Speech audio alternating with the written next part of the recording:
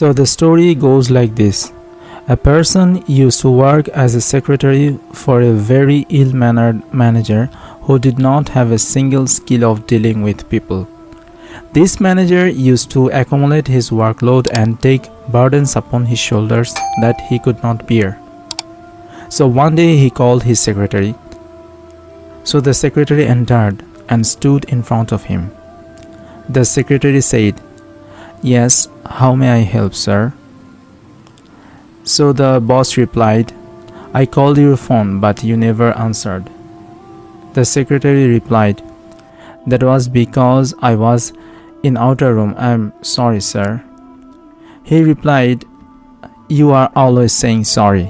Take these papers and give them to the head of the repair department and return quickly." The secretary, being annoyed, went to the office of the repair department's head, threw the papers on his desk, and said, "Do not take long with these papers." The man became irritated at the secretary's behavior and said, "Okay, but please place them on the table appropriately." The secretary replied, "Appropriately or inappropriately, it doesn't matter. What is important is that you finish with the papers quickly." They argued and insulted each other until voices were raised, after which the secretary went back to his office.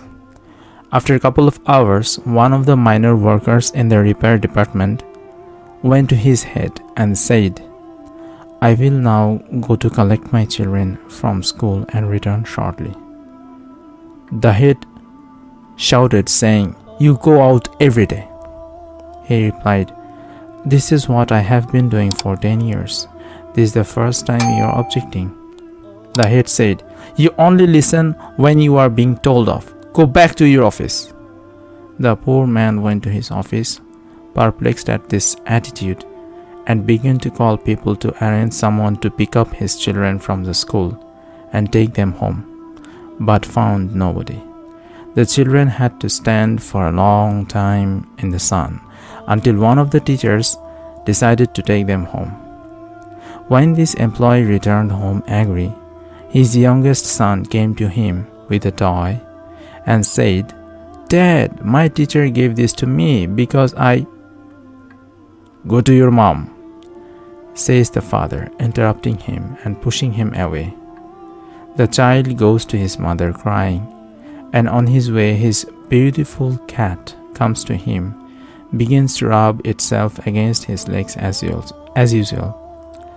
But he kicks the cat with his foot, and the cat ends up hitting the wall. Question: who kicked the cat?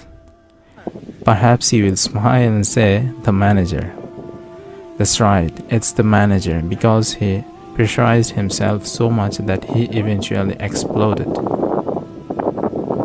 The moral of the story: brothers and sisters, why do we not learn the skill of distributing our workload?